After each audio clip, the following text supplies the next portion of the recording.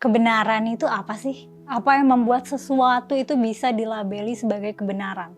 Apakah kebenaran itu sifatnya absolut gitu? Benar itu pasti benar, atau kebenaran itu relatif gitu, yang kita kira benar, kita anggap benar belum tentu itu merupakan kebenaran menurut orang lain. Nah, yang merupakan kebenaran di satu tempat mungkin bukan kebenaran di tempat lain. Nah, gimana nih caranya kita bisa mengidentifikasi kebenaran? Ada nggak sih kebenaran yang absolut? Ada. Hukum alam, logika, dan matematika itu kebenaran absolut. Kenapa? Karena prinsip-prinsip hukum alam, logika, ya maksudnya logika formal ya, dan matematika itu nggak bergantung pada interpretasi individu, budaya, atau konteks. Hasilnya akan selalu konsisten, sesuai dengan realitas, dan berlaku di semua tempat, berlaku lintas zaman, tanpa memedulikan perbedaan budaya atau perbedaan pendapat orang-orang gitu. Mau kamu lagi ada dimanapun, 5 tambah 5 itu 10. Jawaban apapun yang bukan 10 atau bukan sama dengan 10 ya itu salah.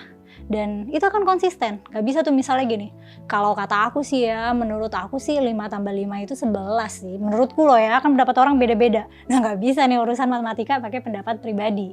Kalau fakta empiris nih, fakta yang bisa diamati. Nah itu kebenarannya absolut nggak? Kan ada faktanya. Ya karena ada faktanya berarti absolut. Tapi ternyata nggak absolut amat, ada degree relativitasnya. Karena fakta empiris bisa berbeda tergantung konteks atau perspektif. Misalnya ini sistem waktu nih, faktanya waktu saat matahari terbit dan tenggelam itu beda-beda tergantung tempatnya. Tapi prinsip dasarnya tetap sama gitu. Bisa juga efek makanan nih, kita tahu faktanya misalnya susu mengandung nutrisi yang baik buat manusia. Ternyata ada nih yang alergi susu, dia minum susu malah mati gitu.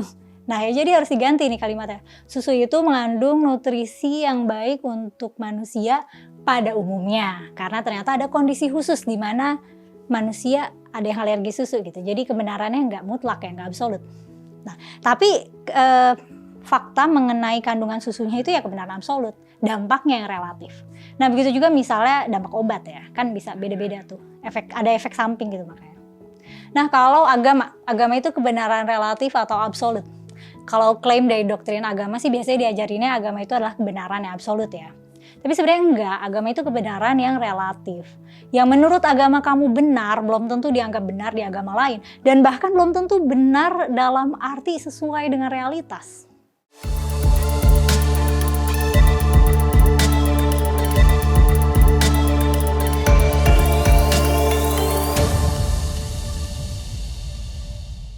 Halo, ketemu lagi sama aku Mela di channel Forbidden Questions, tempat kita mengeksplorasi pertanyaan seputar budaya dan agama. Kali ini kita mau mengeksplor pertanyaan tentang kebenaran. Kebenaran itu sifatnya absolut atau relatif, dan ternyata bisa dua-duanya tergantung kebenarannya itu apa gitu.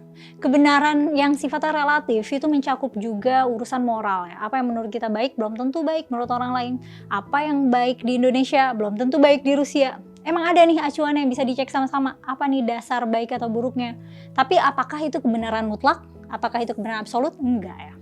Urusan moral misalnya bisa aja nih ada yang menganggap ngasih makan permen ke anak kecil itu jahat gitu. Karena ngasih asupan gula minim nutrisi ke anak yang lagi masa pertumbuhan. Bisa juga orang lain mikirnya baik karena makan permen bikin happy. Atau ada yang bilang kalau sering ngasih makan ke kucing itu bikin insting huntingnya jadi mati gitu. Tapi ada yang bilang ya ngasih makan ke kucing itu baik gitu. Nah ada dasarnya nih kenapa stance moralnya beda. Tapi ya makanya itu nggak bisa diputuskan sebagai kebenaran yang absolut. Kebenaran yang paling relatif itu adalah yang paling subjektif. Tentang misalnya gini, menurutku sih cowok yang tatoan itu keren ya. Nah ini benar buat aku misalnya. Atau ada teman kamu yang bilang Aquarius tuh orangnya keren-keren sih. Ya itu benar menurut dia gitu. Level kebenarannya di level personal gitu, level satu orang. Nah bisa aja ada kebenaran relatif tapi rame-rame sama nih. Menurut 10 juta dari 10 juta orang ya 100% Gal Gadot itu katanya cantik. Nah ini subjektif nggak? Ya karena ternyata nanti pas dicek ada nih patternnya. Oh itu ternyata fakta empiris. Karena ternyata manusia itu menilai cantik dengan mengacu pada karakteristik ABCD misalnya. Dan Gal Gadot itu sesuai dengan karakter ABCD itu. Gitu. Atau misalnya 200 juta dari 200 juta penduduk Indonesia suka Indomie. Nah ini subjektif nggak? Nah nanti bisa di breakdown nih. Kan umum. Ternyata karakteristik makanan enak buat lidah orang Indonesia itu yang gini-gini-gini. Dan Indomie masuk. Nah agama juga gitu, meskipun sebenarnya itu kebenaran subjektif, Tapi kolektif banyak nih yang ngerasa gitu. Misalnya ada yang berpendapat oh Tuhan itu kan satu gitu dan Tuhan itu X gitu. Nah ada 2 juta orang lain juga yang ngerasa gitu. Nah kalau istilahnya Yuval Noah Harari itu namanya intersubjective reality. Emang sesuai realitas tapi realitasnya subjektif menurut yang percaya aja. Ngomongin moral kan itu subjektif ya.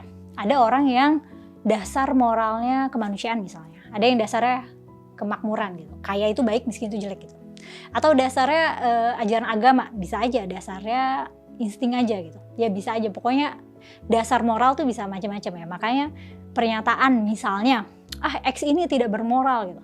Kemungkinannya dia bermoral tapi standar moralnya beda. Makanya perdebatan yang nggak perlu didebatin tuh yang relatif banget ya, kayak opini personal. Pernah tuh rame di Twitter, ada orang ngeluh pakai sepatu Doc Mart katanya sakit nggak nyaman.